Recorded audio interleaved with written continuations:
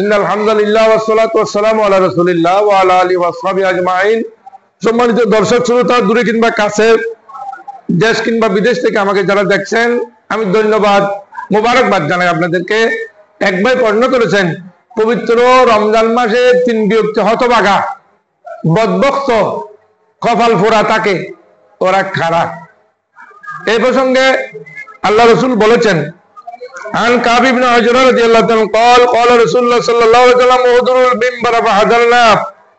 আল্লাহ রাসূল একদিন সাহাবায়ে কেরামদেরকে বললেন যে, আমার সাহাবীরা, তোমরা সবাই একত্রিত হয়ে যাও মসজিদে, তোমরা সবাই একত্রিত হও।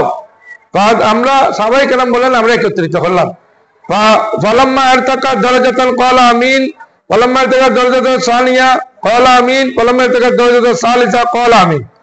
আল্লাহ রাসূল মিম্বারের 3 ধাপ থাকে, প্রথম ধাপ উঠার পরে আমিন, দ্বিতীয় ধাপ আমিন, তৃতীয় ধাপ আমিন বললেন।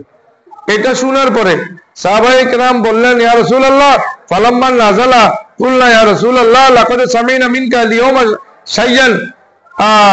যে এমন কতগুলো কথা শুনলাম ইয়া রাসূলুল্লাহ, আজকে আপনি তো অনেকবার, হাজার হাজার বার আপনি মিম্বরে উঠেছেন, কিন্তু কোনোদিন আমিন বলতে শুনিনি, আজকে ব্যতিক্রম ধর্মে আমিন কেন শুনলাম? ইয়া রাসূলুল্লাহ, কি ঘটনা, কি হয়েছে?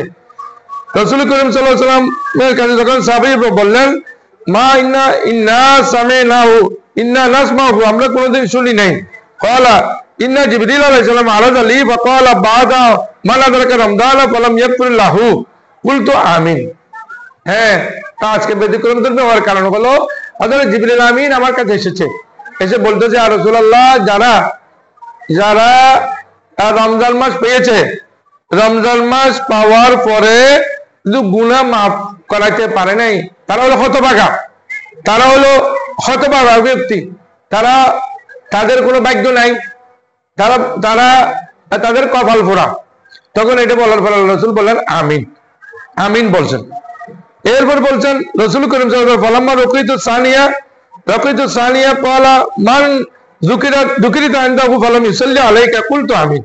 ইয়া রাসূলুল্লাহ, যার সম্মুখে আপনার নাম মুবারক নেওয়া হবে, অথচ সেই বখালতি করে আপনার উপর সাল্লাল্লাহু আলাইহি রাসূলুল্লাহ বলে নাই, দরুদ শরীফ পড়ে নাই, অথচ রাসূলের নাম উম্মতের কাছে এসেছে, উম্মতের কানে গিয়েছে, কিন্তু দরুদ শরীফ পড়ে নাই, এই ব্যক্তির জন্য ফেরেশতা বদদুয়া করলে রাসূল করিম আমিন বলেছেন। এরপরে দেখা যায় তৃতীয় নম্বর, ফালাম্মা রাকাইতু সালিসা, তৃতীয় ধাপে গেলেন, ক্বালা বাদা মান আদরাকা আবওয়াইল কিবরা আও আহাদুমা ফালাম ইয়াদখুলাহুল জান্নাহ কুলতু আমিন। এই বুখারী শরীফের হাদিস। তৃতীয় নম্বরে বলছেন, যারা মা বাবাকে, পিতামাতাকে পেয়েছে বৃদ্ধ অবস্থায়, অথবা পিতামাতার যে কোনো একজনকে বৃদ্ধ অবস্থায় পেয়েছে সন্তানেরা, কিন্তু মা বাবার সেবা করে নাই, বরং মা বাবাকে সেবার পরিবর্তে কষ্ট দিয়েছে, মা বাবাকে খাবার দেয় নাই, মা বাবাকে কাপড় চোপড় দেয় নাই, মা বাবার প্রয়োজন মিটাই নাই, সে ব্যক্তি হতভাগা, সে ব্যক্তি বদবক্ত। তখন রাসূল করিম বললেন আমিন। এই 3 প্রকার মানুষ হলো সমাজের মধ্যে মারাত্মক মানুষ। আল্লাহ রাব্বুল আলামিন ওদেরকে হেদায়েত দান করুক। আল্লাহ রাব্বুল আলামিন পবিত্র রমজান মাস আসার পূর্বক্ষণে ওরা মাপ চাই নাই, কিন্তু রমজান মাস হলো এই 3 প্রকারের মাপ চেয়ে ওরা নেককার দিনদার হওয়ার জন্য আহ্বান জানিয়ে আমি আমার বক্তব্য দিতে টানছি।